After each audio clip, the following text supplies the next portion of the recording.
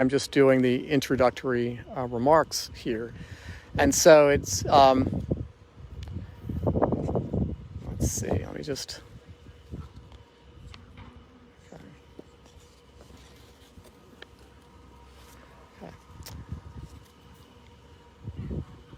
okay, so I want to welcome everybody to East End Books P-Town. You're getting a little visual of the audience, and then, of course, of Chris McLaughlin, who will be with us in just a moment. You can see the gorgeous view out on this lovely day. The weather is cooperating with us today so that we can have this book event.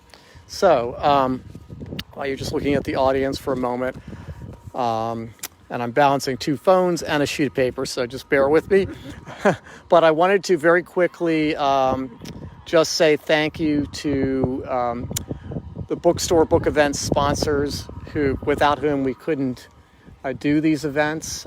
We do a lot of advertising and a lot of promotion for these events, and without these wonderful people, we couldn't do it. So I just wanted to, and I've been remiss in not mentioning this at all the book events, but it's on our website. I'm going to make sure I mention right now how much I appreciate film producer Christine Walker and her husband, Dr. Brian Walker, who are big supporters of our bookstore, and author Cynthia Newberry Martin, the author of Title Flats, who's a big supporter, Jean Lisinski and Diane DiCarlo, who are big supporters of ours, Angelo Monaco and Andrew Lang, and Rick McCarthy and Frank Castro, and also Radnofsky Mediation Services. That's author Barbara Radnofsky from Houston, Texas, who had a great hit book that came out when Trump was elected called A Citizen's Guide to Impeachment.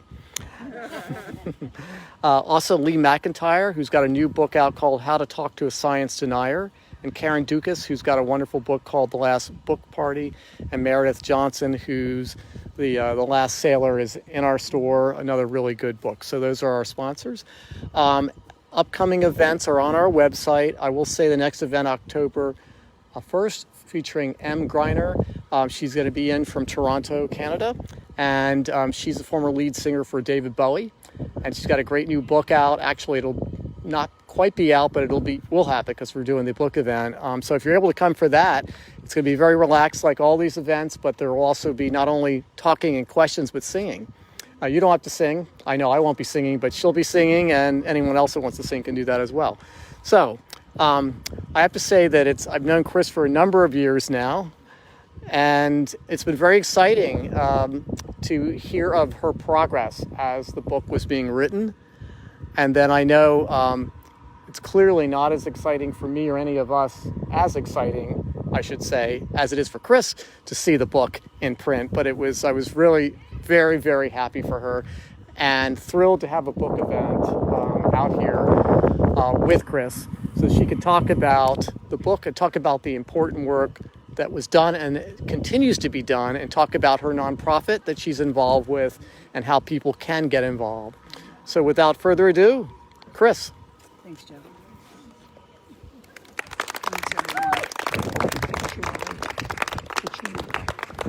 Thank you. Thanks. I'm going to stand. I just think it'll be easier to hear. And so the book is Mississippi Barking Hurricane Katrina and a Life That Went to the Dogs, which is what has certainly happened to my life in the last 16 years. And I'm just gonna read a small bit of the book, and I just want to give you a little bit of background. So the prologue is actually an email, word for word, that I wrote on January 9th of 2006, which was just about 5 months post-Katrina. And it kind of sets the stage for what had transpired previously on my trips down to Louisiana, New Orleans, and Mississippi. My organization, I refer to it as ARF, and I know that everyone thinks that was intentional, and it actually wasn't intentional, but it stands for Animal Rescue Front. So that's the name of the organization, and that name actually came out of the fact that after Katrina, when thousands of animals had been left to fend for themselves, it really felt like the front lines of a war to be down in this absolutely devastated landscape where there was no electricity, no water, very few people, and these animals were just kind of, left to fend for themselves. So I'm going to start with the prologue, and I'll try to project as well as possible. January 9th, 2006. Dear supporters of ARF, it has been almost 5 months since the levees broke in New Orleans. 5 months since Katrina wiped the slate clean along the Gulf Coast in Mississippi. 5 months since the worst natural and animal disaster occurred in our country. During these past months, ARF has been among the hundreds of volunteers who flocked to the Gulf to save the animals of Katrina. We crawled under buildings to pull out a feral dog or a litter of puppies living in the filth. We drove the streets at night, searching out the packs who formed as a means of survival. We carried the wounded, fed the starving, and hoped that more could be done for the animals. We drove them up the East Coast. We found them new homes, and we watched them die. We did so much with so little.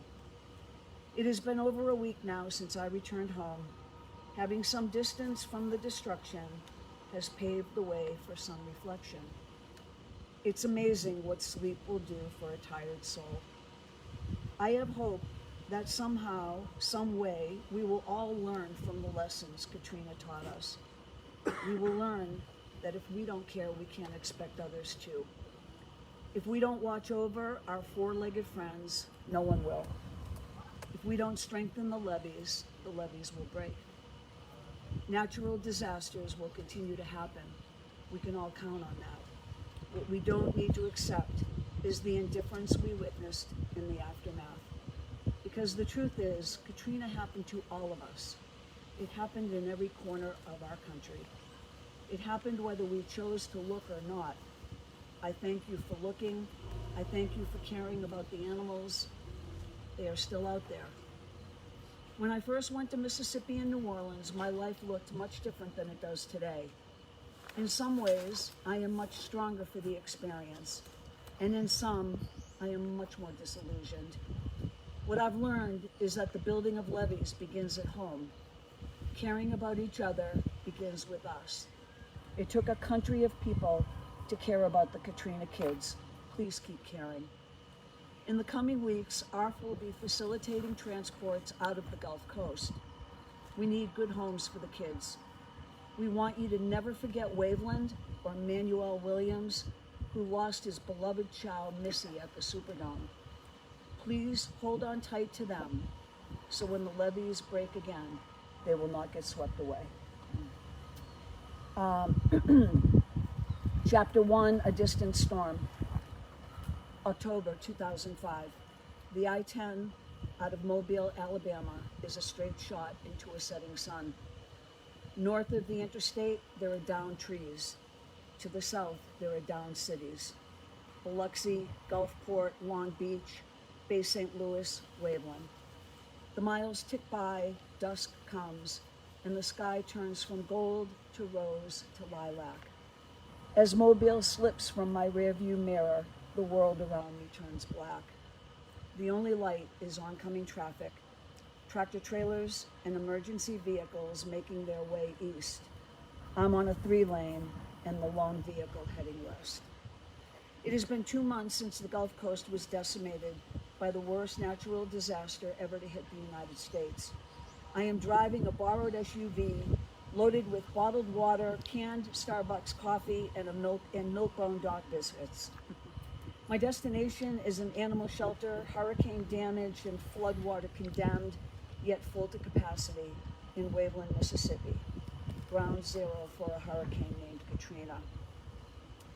Mississippi Route 603 intersects the I-10 just west of Bay St. Louis and runs south toward Waveland and the Gulf of Mexico. Long a destination for beachgoers and fishing enthusiasts, the Gulf is a popular tourist attraction. But on this late October night, there is nothing picturesque about it. My headlights expose fractured light poles protruding from the earth, their white metal like broken bones. Turning south on Mississippi 603, I see the remains of a gas station directly across the road. The metal roof caved in, and a few gas pumps stand at attention in the mud.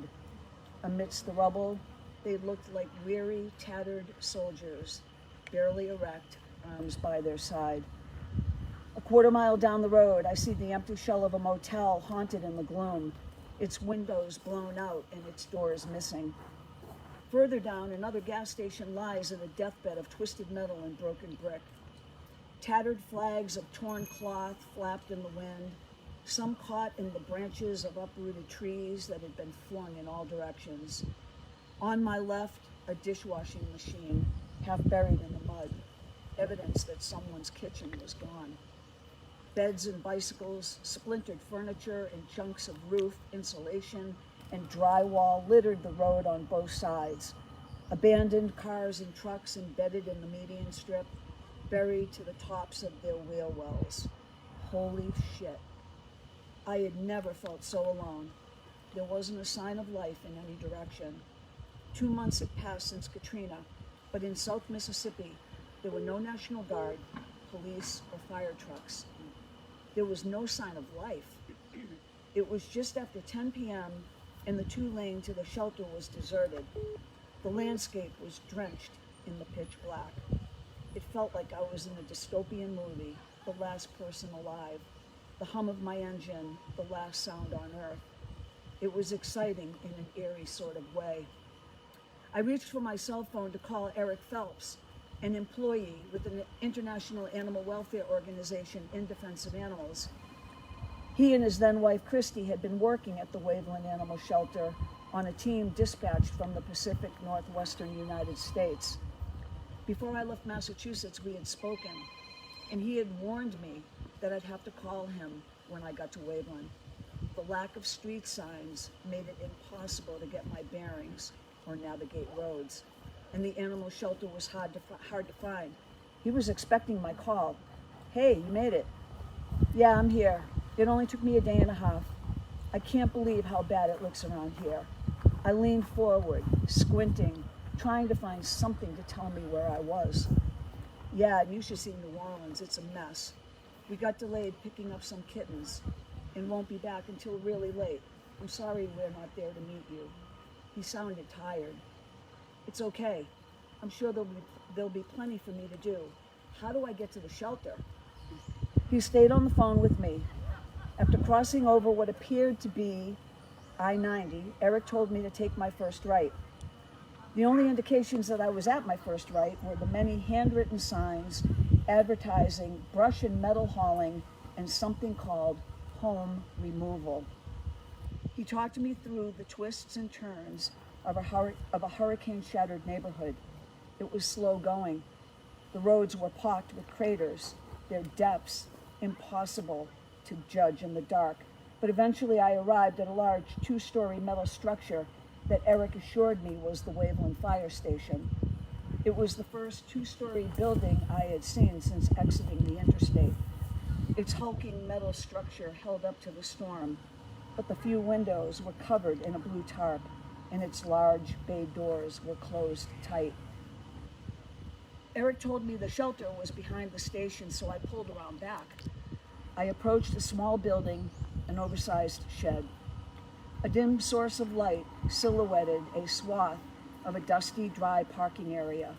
The light coming from the dirty bulb exposed and dangling from a white electrical cord in the open doorway of the shack. It cast a dim glow. A chain link fence that had seen its better days surrounded the building. I pulled in and parked. There was barking from inside. I opened the car door and the late night Mississippi humidity surrounded me. Within seconds, it felt dense and slick on my skin. I stepped out into it and stretched my cramped legs, noticing that the heat felt surprisingly good after hundreds of miles of air conditioning. Still, I was unnerved by the lack of life. I was only a mile from Waveland's busiest intersection on a Friday night, but there were no parties to attend or baseball games to watch. It was just the dogs and me, 1,600 miles away from home. And so I wanted to read that because I wanted to kind of take you on that journey with me. it was my first trip to the deep south, because I don't count Florida as the south really, much to the dismay of my friend over there who was born and raised. But anyway, so I wanted to take you on that journey with me, and the next break doesn't occur for quite a while, and I really wanted you to have more of an opportunity to ask questions than to hear me read. And the book, of course, is available. Jeff has copies, and I'd be more than glad to sign them, but I would love to entertain your questions. And the one thing that I do want to just mention is that today, 31 animals left. Actually, they left yesterday. Yesterday morning, they arrived today. 31 animals, 18 of which were from Louisiana and affected by Hurricane Ida. And my team drove 31 animals up today, 18 from Louisiana. Every 2 weeks, we still take the trip. 16 years later, every 2 weeks, my team departs Mississippi with anywhere from, 2 weeks ago it was 57. So cats and dogs and kittens and puppies, and they all need new homes and love. And they have a lot more of that to give than we'll ever be able to give them. But anyway, so I would love your questions. When the animals come here, where are they? Are they foster care, or are they in a? So the question is, when the animals come up, where do they go? The majority go to shelters that we work with in New England. And we do a small percentage of adoptions, direct adoptions into homes that we vet. Margie. So, during your first trip when you arrived at that shelter, had it been constructed after Katrina, or did it survive, or? So the shelter, the Waveland Animal Shelter, was a mile from the Gulf, and what is not very well known is the fact that Hurricane Katrina was not just a natural disaster, but it was a man-made disaster. So what happened in New Orleans was man-made. It was a direct result of the failure of the levee system. What happened in Mississippi was a result of the hurricane. And the hurricane went right up the Pearl River, which is basically a natural boundary between Louisiana and Mississippi. Waveland, Mississippi was right to the east of that, which is the worst side to be on a hurricane, the east side. The shelter was a mile inland, and not to upset you, but that shelter had been neglected for decades. And when the storm was coming, the staff left, and they didn't do a thing about the animals. They left the animals there. The shelter flooded.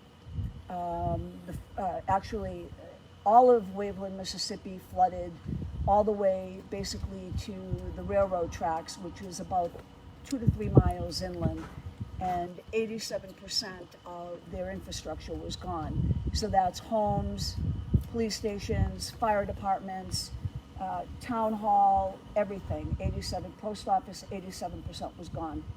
That shelter was condemned by the Corps of Engineers. And 2 months later, when I arrived, it was operating as an animal shelter, even though it had been condemned, and there was not supposed to be anything living in it. Yeah, it wasn't. It was a mess. It was really bad. There was mold.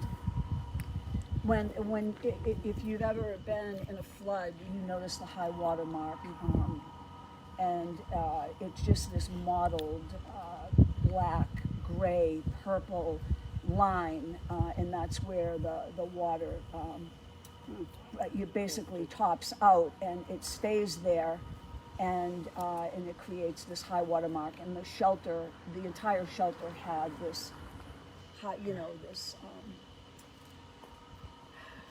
It was really, and the animals were living there, and it was concrete floors, no blankets, no beds.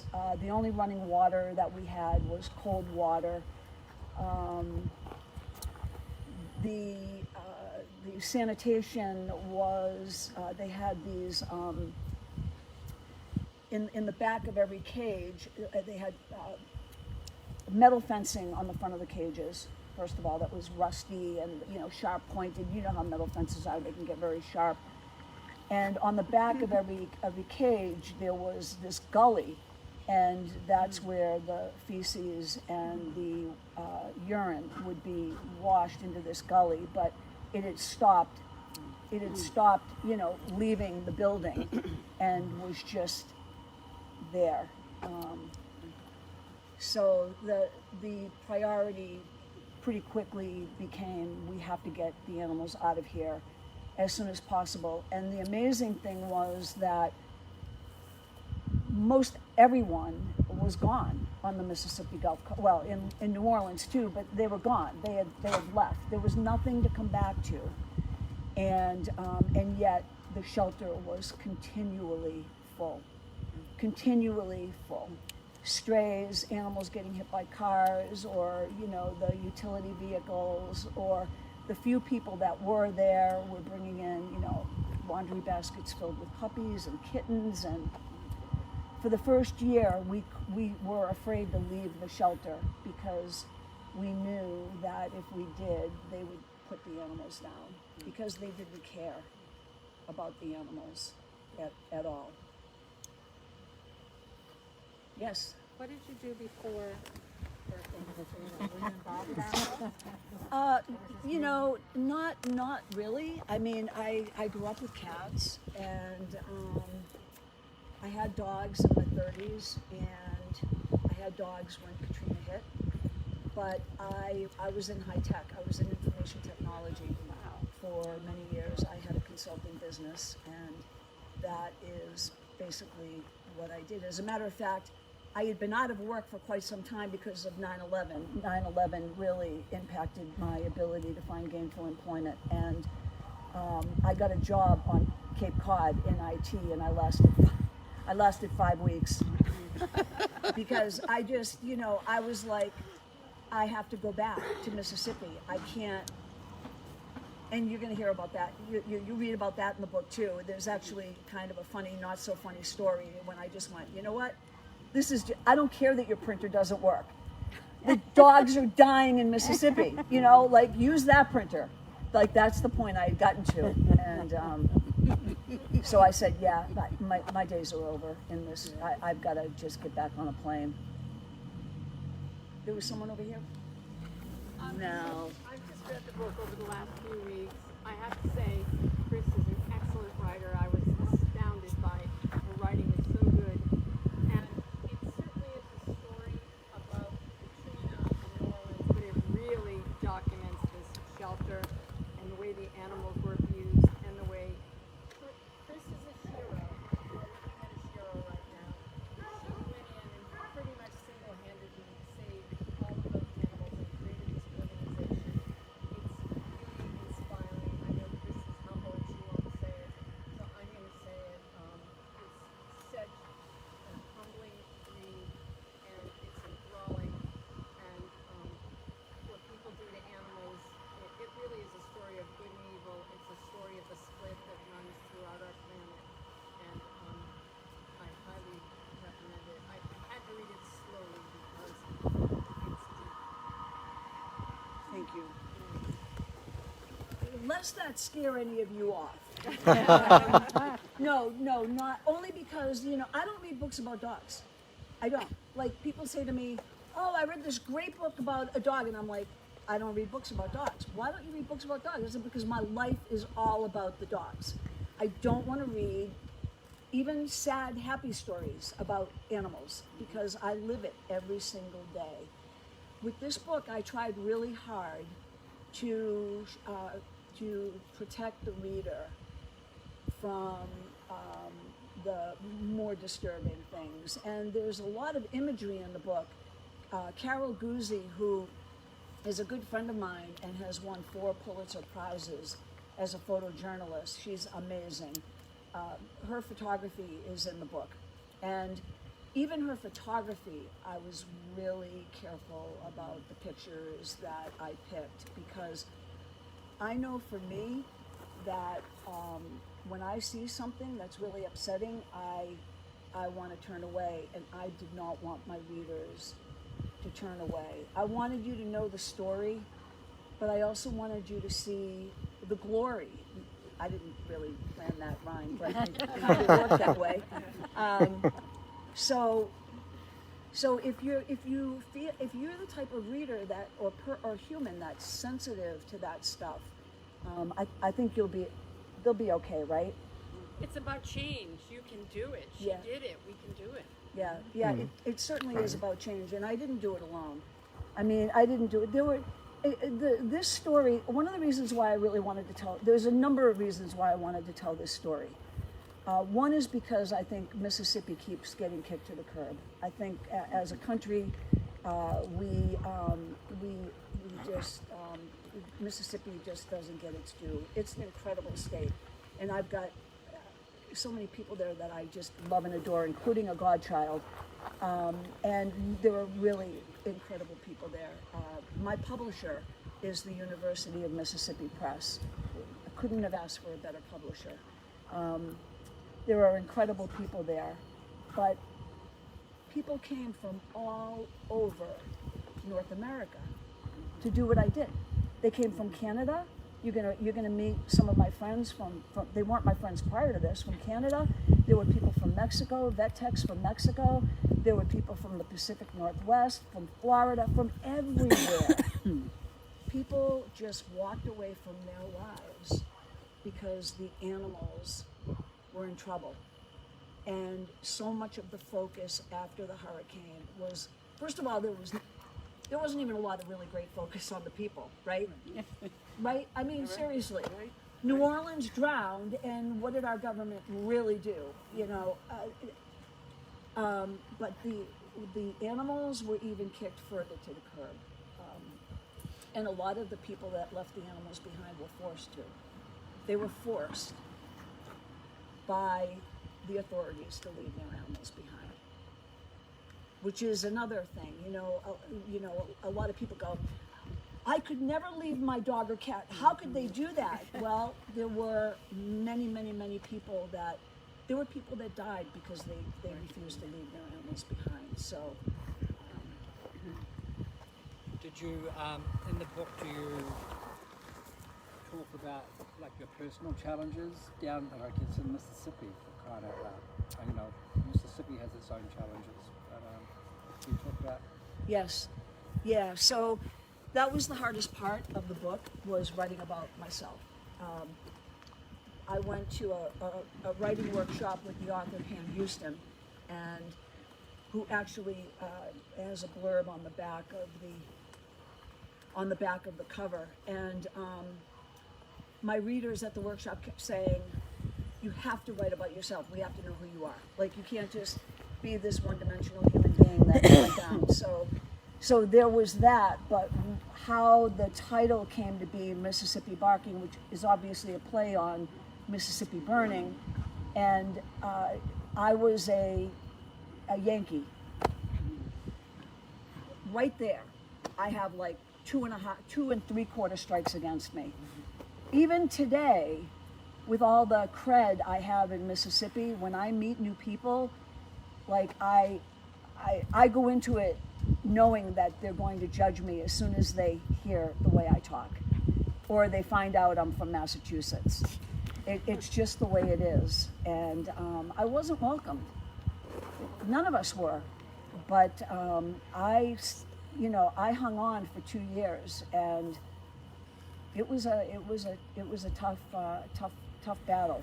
But ultimately, and I think this is one of the things that Mel speaks about, ultimately we all ended up working together, and minds were changed and behaviors were changed, and eventually that staff were gone. Within 2 years, that staff was gone. I wanted them fired when I met with the mayor in March of 2006, after there had been death threats against me, which is insane.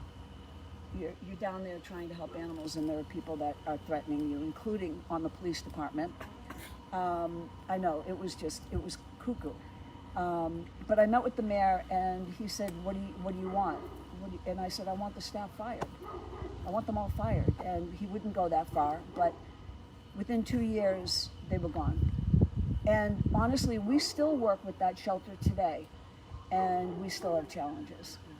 It's not in Waveland, it's out of the floodplain now, but we still have challenges with that part of Mississippi. Karen. Chris, so I haven't had a chance to read the book, but I will. How do you feel like this whole experience has changed the trajectory of your life? Has changed the trajectory of my life. Well, I'm poor. Let's see. I'll never own property in Provincetown.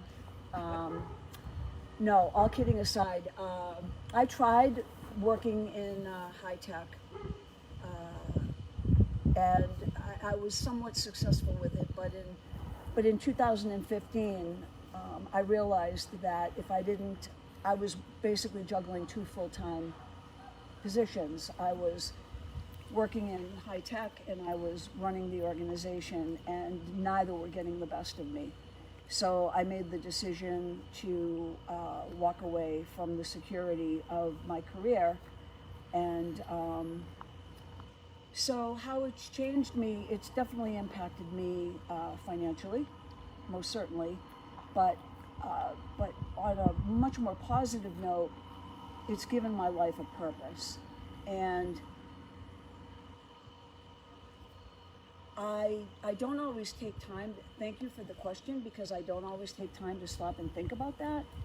I honestly almost never do, because 31 come up today, and then tomorrow it's going to be who's coming up in 2 weeks, who needs to get out and be here in 2 weeks. So there's never any time to just kind of go, oh, 31 today, wow, that's great. There's just never any time to really do that. The book, without Katrina, without Animal Rescue Front, there wouldn't have been a book. But this was such a life-altering event that I thought I was going to go down once. Thought I was going to drive down to Mississippi and, spend like a week, and my life just went way down, it went completely off the map, because I couldn't stay away. I had to keep going back. So I have something that makes my life matter, that makes my life purposeful. And the animals that we've saved have saved some people. And that's pretty amazing, Yes. You said the personnel had moved on, and so what exactly, who was there when you first arrived? You were completely alone. There was no. And how long had the dogs been there? So Eric and Christy had left that day to go to New Orleans. Okay. So, but they were volunteers. They were volunteers from Virginia, and so someone had been there with the dogs at some point that day. The next day, one staff member showed up. Now, the staff had also had impacts. Out of the three people that were working there, not counting the animal control officers, who were both pit bull breeders and dog fighters. I know, the animal control officers. 2 of them, their apartment building was still standing. The director, who you'll read about the director. Oh, Lisa, you're just freezing. Will you just take another chair? Florida girl, this is horrible.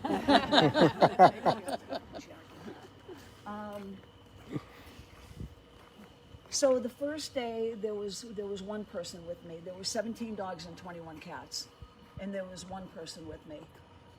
The next day, I think all 3 of them. But even when they were there, they didn't do anything.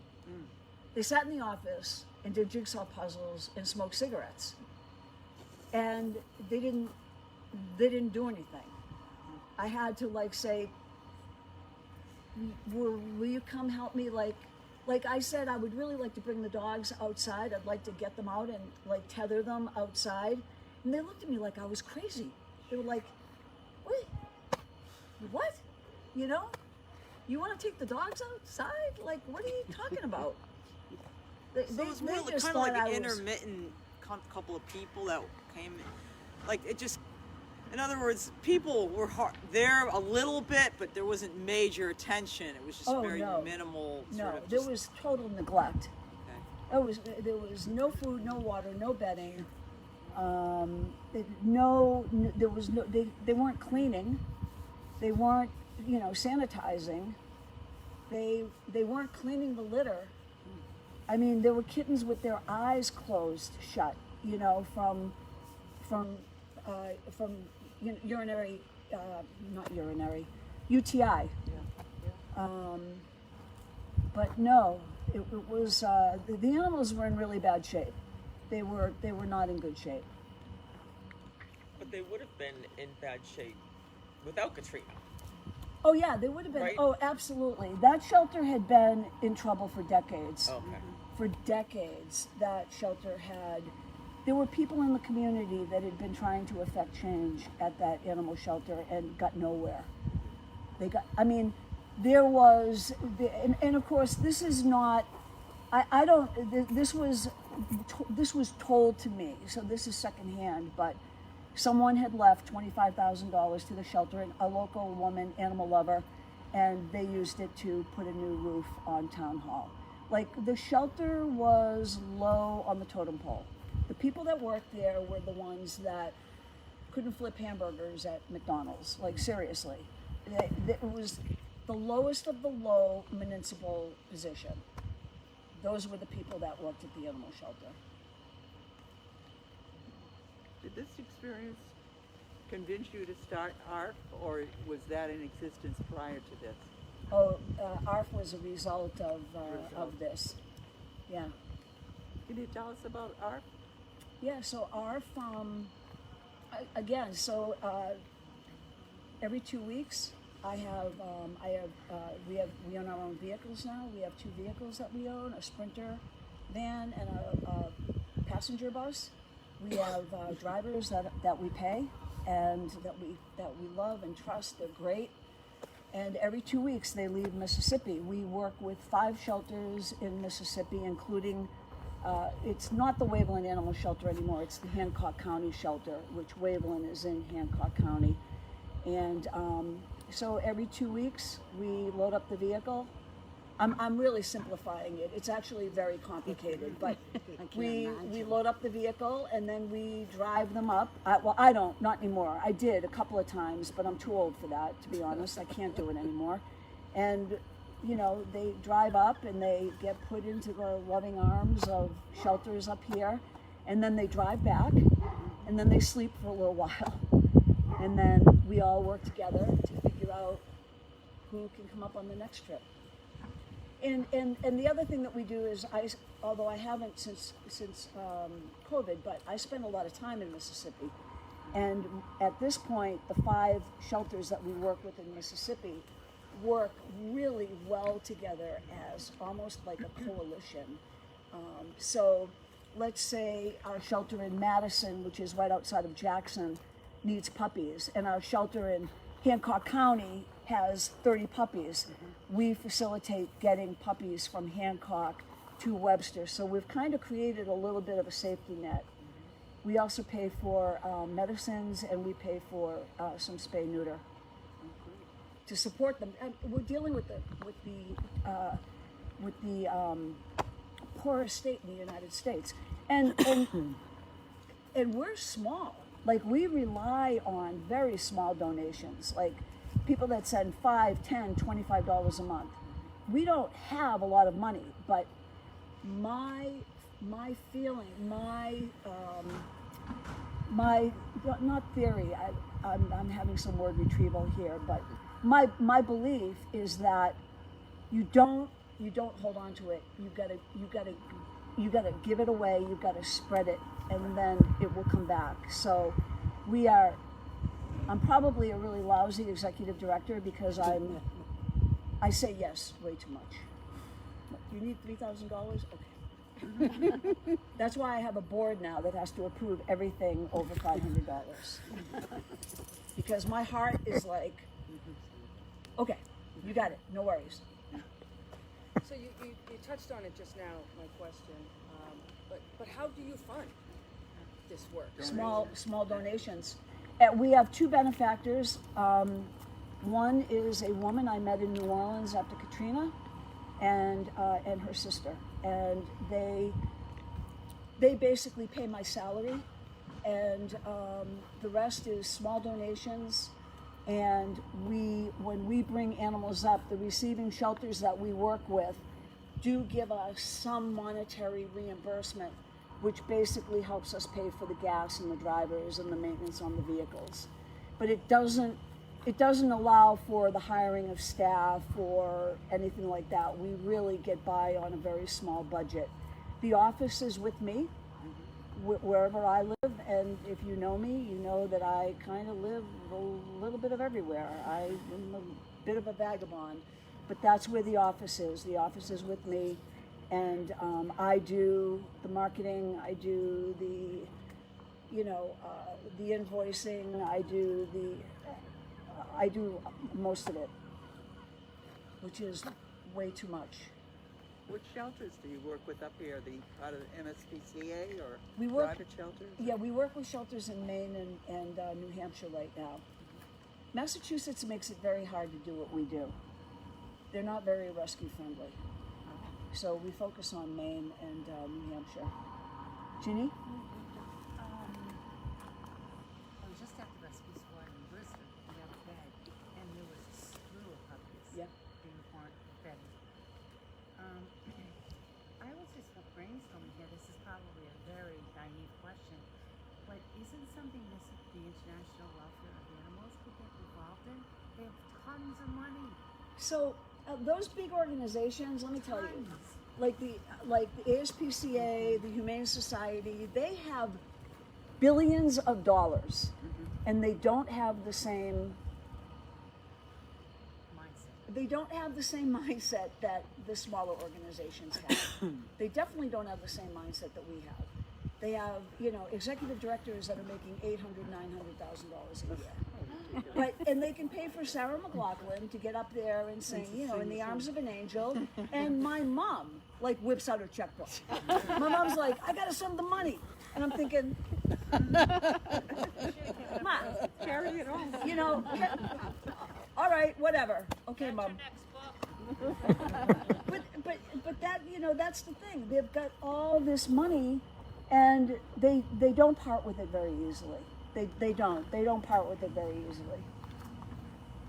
It's really unfortunate. Which is why I say to people, if you donate to the ASPCA or the HSUS, you're basically throwing your money away. Donate it to someone local. You can donate it to us, of course. You can even the Animal Rescue League. They have a huge endowment, and they own a lot of property. The MSPCA has a huge endowment. They own a lot of property. Go for the smaller groups. Go for the small rescue groups, or maybe even some of the smaller shelters. But most of the shelters are, because they're brick and mortar, and they get a lot more community support, and they have larger boards and that kind of thing. Little groups like ours, we just kind of, we're like the little engine that could, or will, but slowly. Lori. So why does Massachusetts make it so difficult? Massachusetts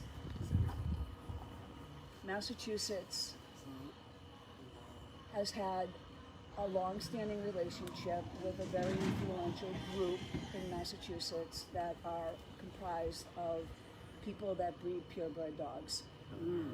They also have people that have been a part of that organization and worked for the Division of Animal Welfare, which is, I worked for the state. It's conflict of interest, but they've gotten away with it for years. They don't want animals coming in from anywhere. They don't want animals coming in. Has COVID made it really difficult? So in 2020, we shut down for 2 months, which was the first time that it ever happened, which was very upset. It was very hard for us all emotionally. And then we started doing transports again, and everybody wanted to adopt a dog. Like, oh, we're home, we're home, we're gonna get a dog, we're gonna get 2, we're gonna get a kitten, we're gonna get 2. And we did not foresee that 2021 was actually going to be worse. But what happened over the summer, I actually had to cancel 2 transports, which was really hard. But the shelters that we work with, when they had to let go some staff, the staff did not come back or would not come back. They had a lot of openings that they weren't able to fill, and then we started seeing unprecedented numbers of surrenders. People that had adopted animals. Fortunately, the ones that we did privately, we did not see that, thank God. But we also didn't do a lot of adoptions because I wanted to avoid that. I was concerned about that. But we saw, and then the summer came, and everyone was like, oh, we can travel again. And the kids are not in front of their computer, so we're gonna go travel. We're not gonna adopt dogs. But that's starting to change now that we're getting into fall. So hopefully 2022 is gonna be a more normal year. Congratulations. Yes. Can we get the books you said inside if I want to buy one? Yes. Yeah, it'll just be a moment. Yeah, Jeff. Yeah. Oh, Jeff, you have to go in there. Jeff's on top of it. Jeff is the bookseller. He's the video technician. He's the yes.